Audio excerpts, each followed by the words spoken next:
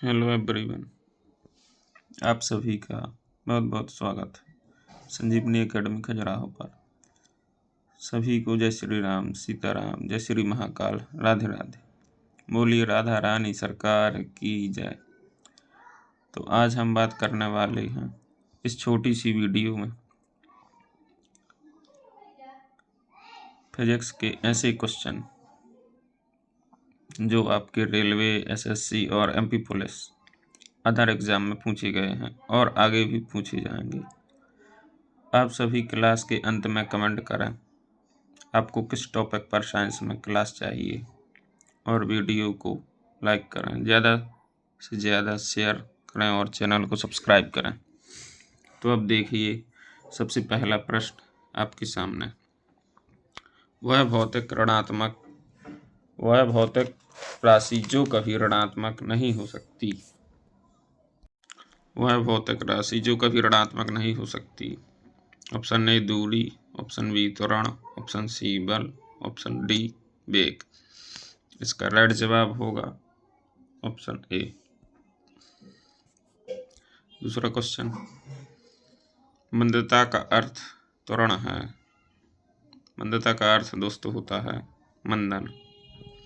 इसका राइट जवाब होगा ऑप्शन नंबर ए, ऋणात्मक मंदन। तीसरा क्वेश्चन है, एक भीड़ भाड़ वाली सड़क पर एक बस की गति का एक उदाहरण है। असमान गति, एक समान गति, वृत्तीय गति, रेखीय। देखिए दोस्तों, जब भीड़ भाड़ वाली जगह पर बस होगी तो उसकी कभी गति धीरे होगी, कभी गति तेज होगी। तो इसका राइट जवाब होगा असमान गति, ऑप्शन ए। इसके बाद सवाल नंबर चौथा, संवेग का सूत्र क्या है। तो संवेग का आप सभी को पता है, द्रव्यमान गुणा वेग। द्रव्यमान और वेग का गुणनफल संवेग कहलाता है। तो इसमें ऑप्शन बी में दिया है, तो इसका राइट जवाब होगा option number B. Question number 5वां है, उपर्युक्त में से किसी घर्षण का मान सबसे अधिकतम होगा। स्थितिक घर्षण, गतिज, सीमांत, सर्पिलाकार। तो इसका राइट जवाब होगा स्थितिक घर्षण, ऑप्शन नंबर ए। अगला क्वेश्चन है, न्यूटन सेकंड किसकी इकाई है। तो आप सभी को पता हो, न्यूटन सेकंड आवेग की इकाई है। इसका राइट जवाब होगा ऑप्शन नंबर ए। 7वां क्वेश्चन क्या कह रहा है दोस्तों, यदि हम पेड़ की शाखा को तेजी से हिलाएं तो कुछ पत्तियां पेड़ की शाखा से अलग हो जाती हैं।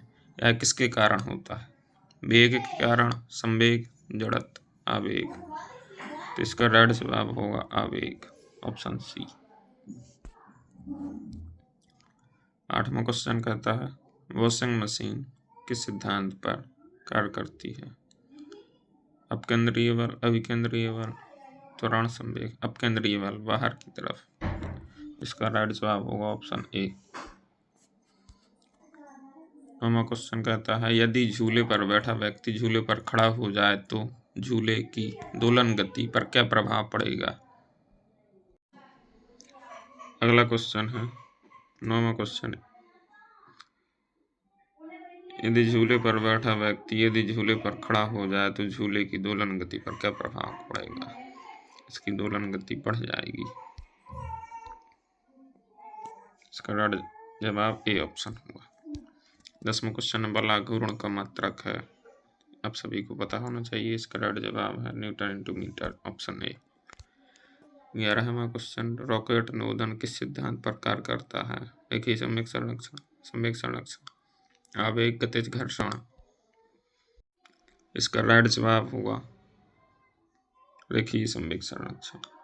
देखिए दोस्तों, इसमें आपको कंफ्यूज नहीं होना है। इसका राइट जवाब रेखीय संवेग संरक्षण होगा, ना कि संवेग संरक्षण। 12वां क्वेश्चन क्या कहता है, द्रव्यमान और वेग का गुणनफल क्या कहलाता है। अभी पिछले क्वेश्चन में हम सभी ने देखा था, वेग, द्रव्यमान और वेग का गुणनफल संवेग कहलाता है। इसका राइट जवाब होगा ऑप्शन बी। 13वां सवाल, निम्न में से कौन सी भौतिक इकाई किसी वस्तु की विश्राम अवस्था या एक समान गति को बदलती है या बदलने की प्रवृत्ति रखती है?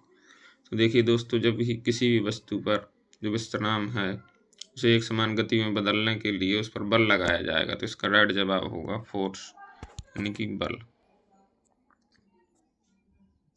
Option C.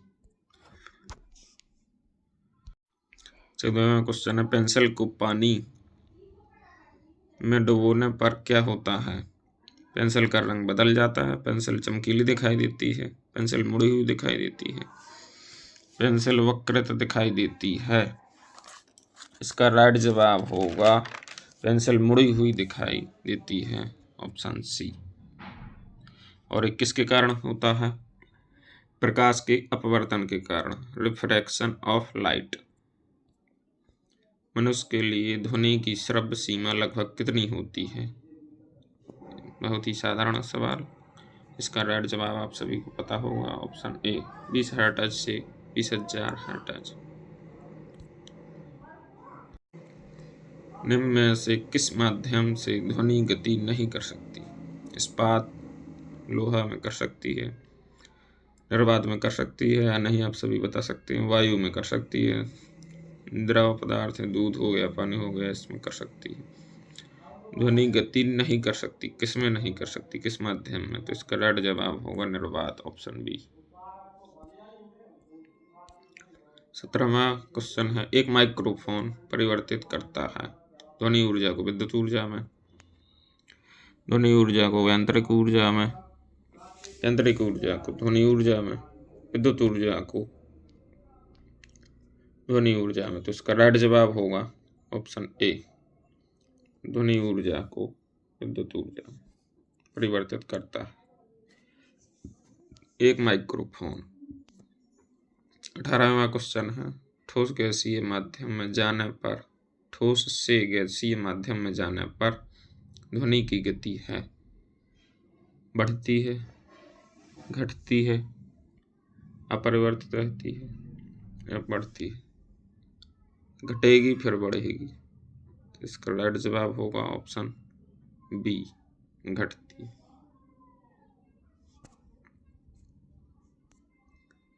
अगला क्वेश्चन, गोलीय दर्पण की प्रतिबिंबित सतह के केंद्र को कहा जाता है? फोकस, ध्रुव, पोल, त्रिज्या, वक्रता केंद्र। इसका राइट जवाब होगा पोल, ध्रुव, ऑप्शन बी। 20वां क्वेश्चन कहता है दोस्तों आपसे, वाहनों की हेडलाइट में प्रयुक्त दर्पण कौन सा है? तो इसका राइट जवाब होगा अवतल दर्पण, ऑप्शन ए, कॉनकेव मिरर। निम्न में से कौन सी एक अप्रदीप्त वस्तु है? 21वां क्वेश्चन है, इसका जवाब दीजिए आप सभी।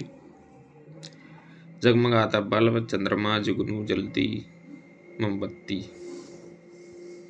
देखिए, ये पूछ रहा है एक अप्रदीप्त वस्तु, तो जो चंद्रमा है वो कोई प्रकाश खुद का नहीं होता है उसका। 22वां क्वेश्चन है, ओजोन परत की मोटाई किसमें मापी जाती है?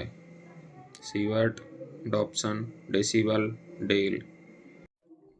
इसका राइट जवाब होगा ऑप्शन बी, आप सभी को पता होगा, डॉप्सन। 23 क्वेश्चन बोलता है, केल्विन पैमाने पर लाए गए ताप को सेल्सियस पैमाने पर बदलने के लिए आपको दिए गए ताप में क्या करना होगा? 273 जोड़ना होगा, 273 से विभाजित करना होगा, 273 से गुणा करना होगा, 273 घटाना होगा। तो इसका राइट जवाब है 273 घटाना होगा, ऑप्शन डी। और यदि आपसे पूछता कि सेल्सियस पैमाने के लिए गए ताप को सेल्सियस पैमाने केल्विन में, सेल्सियस से केल्विन में बदलने को बोले तो 273 जोड़ना होगा। इसका अगला क्वेश्चन है, किसी परिपथ में बहने वाली धारा को मापने के लिए एमीटर को कैसे जोड़ा जाता है? श्रेणी में, समांतर में, क्रम में, लाइन में, आर पार में।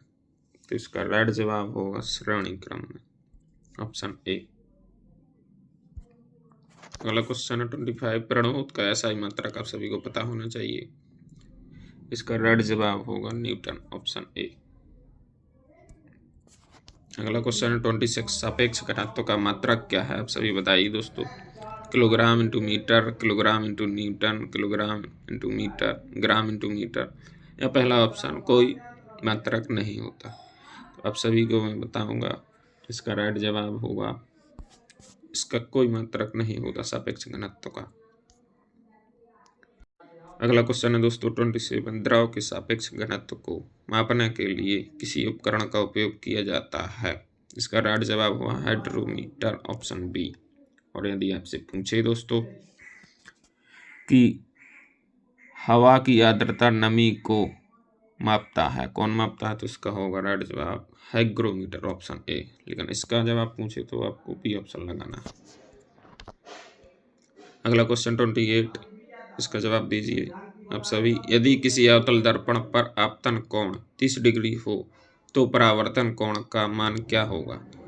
15 डिग्री, 30 डिग्री, 60 डिग्री, 90 डिग्री। तो इसका राइट जवाब जितना इसका आपतन कोण में मान होगा उतना ही परावर्तन कोण का मान होगा। तो इसका राइट जवाब होगा ऑप्शन बी, 30 डिग्री से।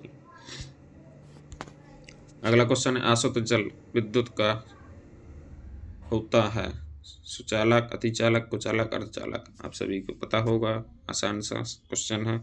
इसका राइट जवाब है ऑप्शन सी, कुचालक होता है आसुत जल विद्युत का। अगला क्वेश्चन है दोस्तों, वोल्ट मीटर एक उपकरण है जो कि उपस्थिति का पता लगा सकता है। किसकी उपस्थिति का पता लगा सकता है। विभवांतर, ऊष्मा, स्पंदन, चुंबकीय क्षेत्र। इसका राइट जवाब होगा ऑप्शन ए, विभवांतर। आप सभी से यही कहना चाहूँगा, ज़्यादा से ज़्यादा वीडियो को सब्सक्राइब करें, चैनल को सब्सक्राइब करें, लाइक करें वीडियो को, और ज़्यादा से ज़्यादा शेयर करें। कल भी आपकी क्लास होगी फिजिक्स की, या फिर फिजिक्स या बायो या केमिस्ट्री। आप सभी के सपोर्ट बना रहे। धन्यवाद।